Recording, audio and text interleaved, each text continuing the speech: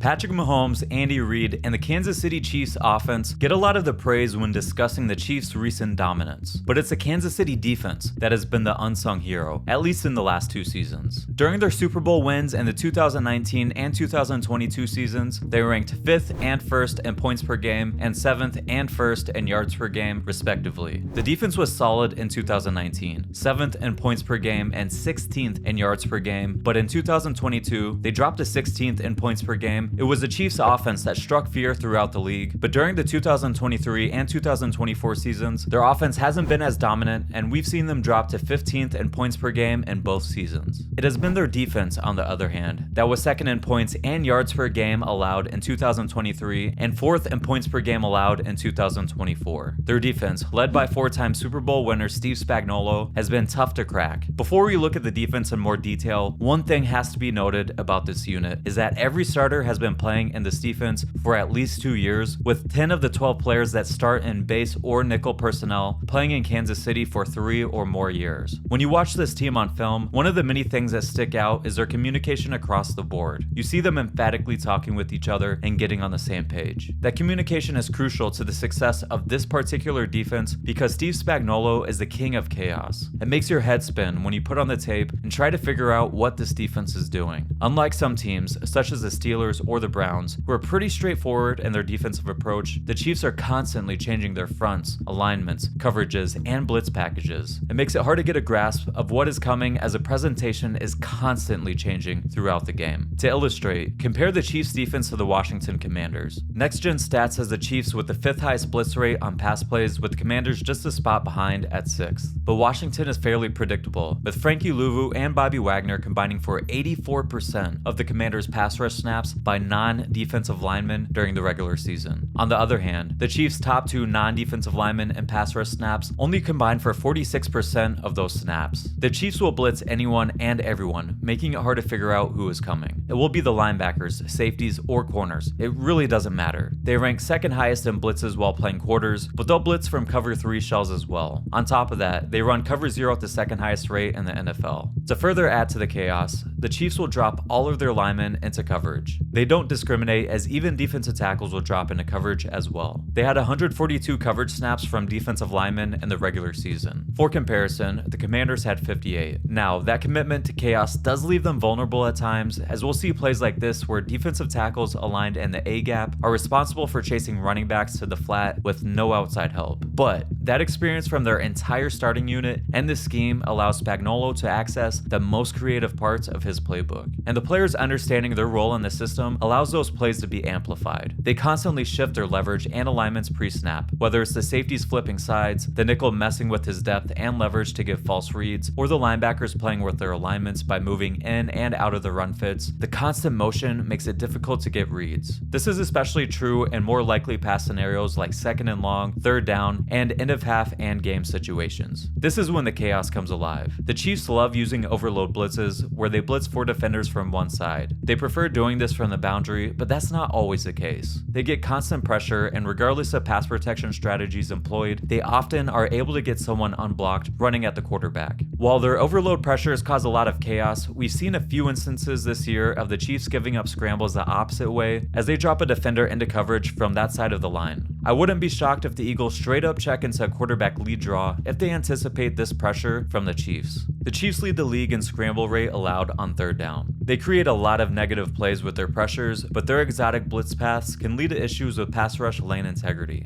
Overall, much of the story of this game will come down to obvious passing situations and how the Eagles handle the Chiefs' pressure packages. No matter how good their game plan is, the Chiefs are gonna have plays where they get unblocked rushers to Jalen Hurts. It happens to every team Kansas City plays. What happens in those moments will tell a lot about this game. Can Jalen escape and create big plays with his legs, whether scrambling for long gains on the ground or extending to create yards through the air? Does he get rid of the ball when nothing is available, or take unnecessary sacks like in the Rams game? The coaching staff will need to give Hurts outlets in the form of hot throws and those instances where they've set the protection away from the blitz. When the Eagles can get the blitz looks blocked up, there will be space to throw on the back end. They press both of their outside corners on more than 50% of their snaps, leading the NFL. This plays into what A.J. Brown does best. You're playing with fire when you try to consistently press A.J. Brown one-on-one. But outside of that, there is space to throw deep down the middle of the field, splitting the safeties, or coming up with concepts that stretch the hook defenders either vertically or horizontally in their quarters coverage. It would also help to stay out of 3rd and long situations, which is true in any game, but even more so against this defense. The Chiefs will get into exotic fronts with linebackers walked up to the line of scrimmage, even on 2nd down. In those instances, don't be surprised to see the Eagles check into a run on a handful of plays, similar to what happened against the Rams in the divisional round. Good things happen when Mekhi Becton can get hands on linebackers, and it can help them stay out of 3rd and long. The Chiefs' run defense and pressure packages is what makes this unit so good. When you look at Kansas City splits when blitzing versus not blitzing, we see a drop-off in performance. According to Next Gen Stats, when blitzing, the Chiefs ranked 11th in yards per play allowed, 7th in pressure rate, and 9th in sack rate. But when not blitzing, those numbers dropped to 19th in yards per play, 30th in pressure rate, and 29th in sack rate. Chris Jones is a one-man wrecking crew, but outside of him, it's not great. They don't have an edge rusher that ranks top 46 in pressure rate or top 65 in pass rush win rate, according to PFF. When looking at the Chiefs' defense on 1st down or 2nd and medium or less, they're not quite as exotic. They will still blitz, but they will send blitzes that are more designed to be sound against the run. Take this play for example. The Texans are aligned under center in a condensed bunch formation. Teams across the league like to run duo from condensed alignments similar to this. The Texans run duo here, and the wide receiver needs to block the nickel. He's expecting he'll be able to block the nickel head on, as he thinks the nickel will play with outside leverage against the run, but the defender darts through the C gap at the snap and ruins the run play. The defense tips this play just a little by the alignment of their front. And their 4-down fronts, it's almost a given that the Chiefs will reduce their defensive end and align him inside of the tight end in the C gap. On this play though, we see the defensive end aligned outside of the tight end, so that should be the first alert that something is up.